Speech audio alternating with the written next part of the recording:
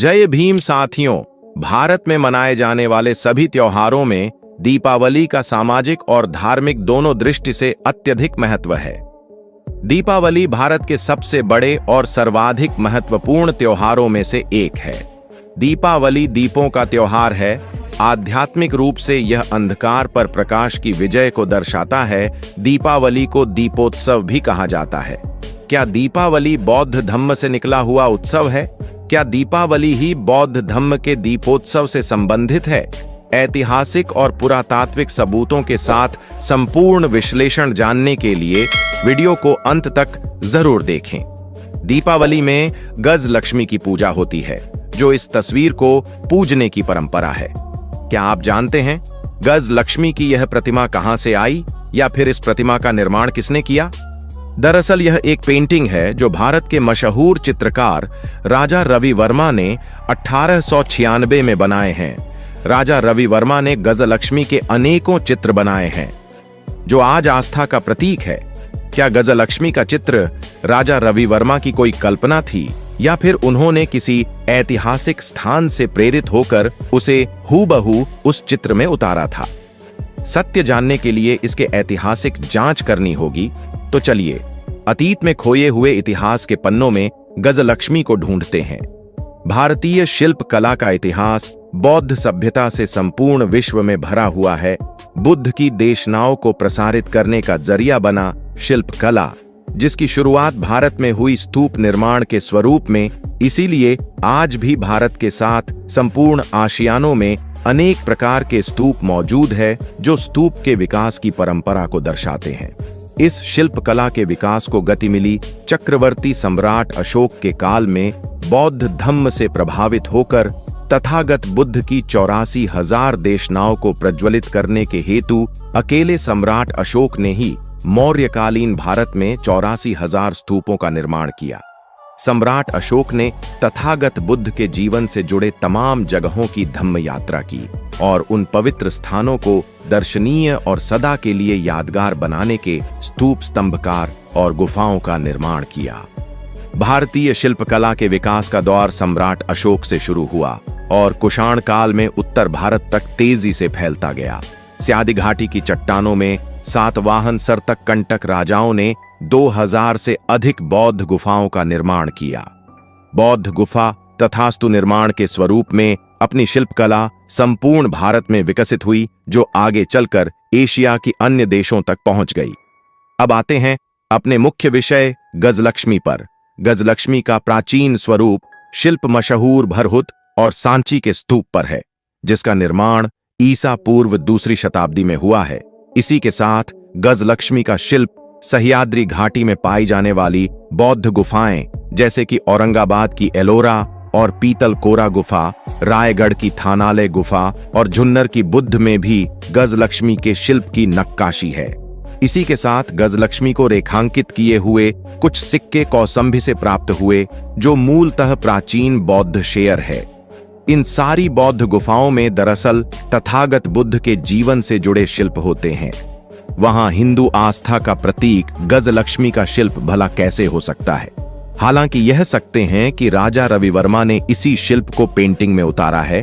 अब सवाल यह है कि क्या गजलक्ष्मी का सिर्फ बौद्ध धर्म से संबंधित है? तो चलिए इसके पुरातात्विक जांच करते हैं।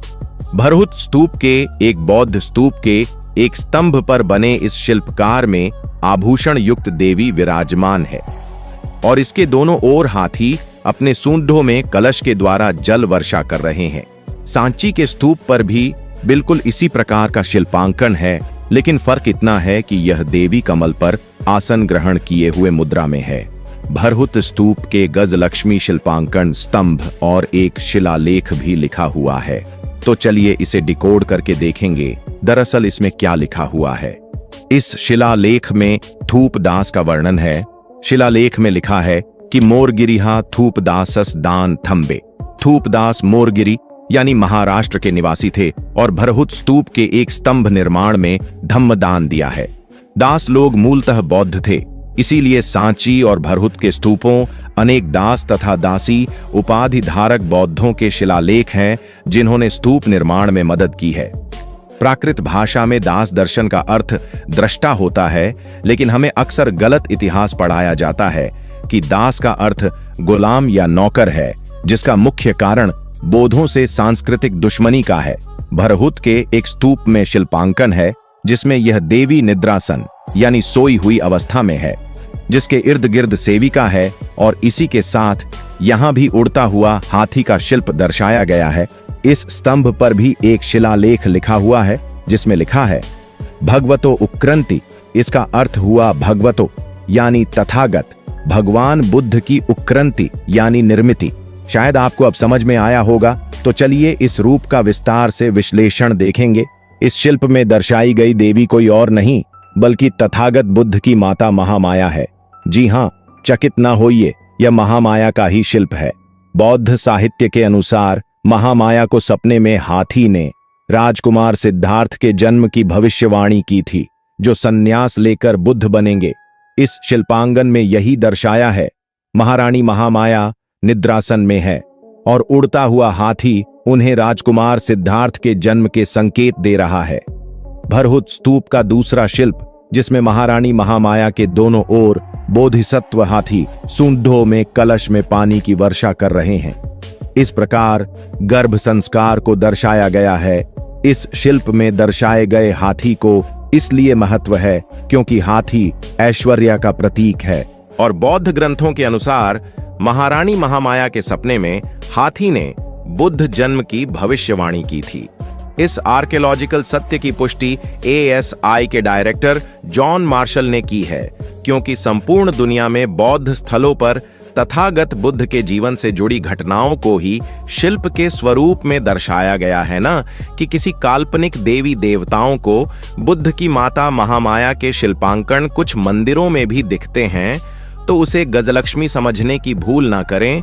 हो सके तो उस मंदिर में थोड़ी और पड़ताल करें, आपको शिल्प का शिल्प भी मिल जाएगा, क्योंकि यही वह तमाम स्थल है जो बौद्ध विरासत पर किया हुआ अतिक्रमण है। राजा रवि वर्मा ने बौद्ध स्तूपों में मौजूद महामाया के शिल्प को ही चित्र के स्वरूप में प्रस्तुत कर गजलक्ष्मी के नाम से प्रसारित किया है। अब आते हैं इस वीडियो के दूसरे विषय पर, दीपावली या दीपदान उत्सव के बारे में। आपको ऐसे कई सारे स्वयं घोषित ज्ञानी मिल जाएंगे जो दीपावली को दीपदान उत्सव से जोड़ते नजर आएंगे, लेकिन बौद्ध धम्म, बौद्ध साहित्य और बौद्ध संस्कृति में दीपदान उत्सव को लेकर कोई स्पष्टता नहीं है। व्हाट्सएप यूनिवर्सिटी और सोशल मीडिया यूनिवर्सिटी के चलते कई लोग दीपदानों के पक्ष में तो कुछ लोग विपक्ष में अपने अपने तर्क बांध रहे हैं। बौद्ध साहित्य में कोई अधिकृत प्रमाण नहीं मिलता जहां बुद्ध के कपिलवस्तु नगर में लौटने पर दिवाली मनाने के साक्ष्य मिलते हो, या उन्हें किसी नगर में विराजमान होने पर धम्म दीपोत्सव मनाया हो। दीपावली बौद्ध उत्सव नहीं है, इसे तर्क के आधार पर समझते हैं। जिस प्रकार क्रिसमस की शुरुआत ईसाई राष्ट्रों में हुई, यह धर्मों संपूर्ण यूरोप में फैलते गया और आज संपूर्ण दुनिया में ईसाई धर्म को मानने वाले लोग हैं। लेकिन क्रिसमस और अन्य ईसाई उत्सव आज संपूर्ण दुनिया में सारे ईसाई लोग मनाते हैं, क्योंकि यह संस्कृति धर्म प्रकार के साथ रोम से संपूर्ण दुनिया में प्रसारित हुई है। भारत से बौद्ध धम्म का प्रचार आज से कई सौ साल पहले सम्राट अशोक के समय में हुआ है। धर्म के साथ संस्कृति का ट्रांसफॉर्मेशन भी होता है, इसीलिए सारे बौद्ध राष्ट्र में आज भी बुद्ध पूर्णिमा को मनाया जाता है। लेकिन भारत के अलावा किसी भी बौद्ध राष्ट्र में दीपावली जैसा कोई उत्सव नहीं मनाया जाता। इससे यह स्पष्ट हो जाता है कि दीपावली बौद्ध उत्सव नहीं है।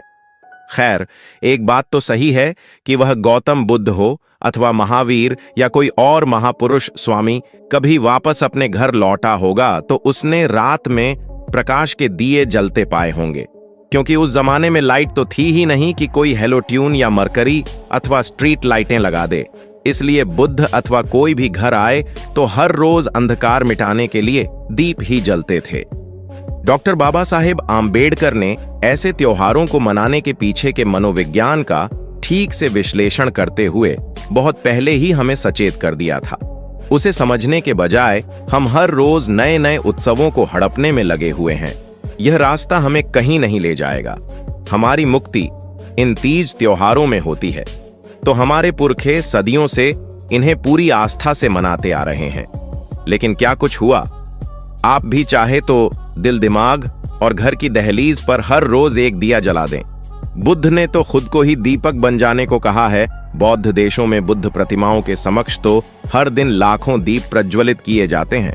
गौतम बुद्ध स्वयं ही करोड़ों दीपों से अधिक प्रकाशमान दीपक है। उनकी रोशनी से सारा जग वैसे भी जगमग रहा है।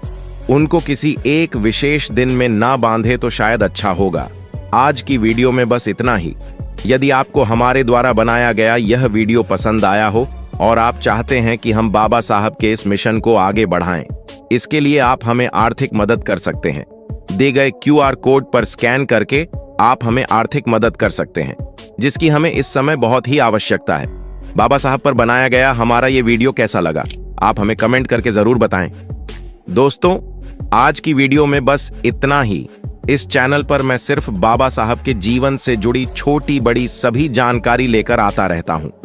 यदि आप बाबा साहब को पसंद करते हो और इनके बारे में और अधिक जानना चाहते हो तो हमारे अंबेडकर साहब जी YouTube चैनल को सब्सक्राइब कर लें। वीडियो को पूरा देखने के लिए धन्यवाद। उम्मीद करता हूं आपके विचार भी बाबा साहब की तरह अच्छे होंगे।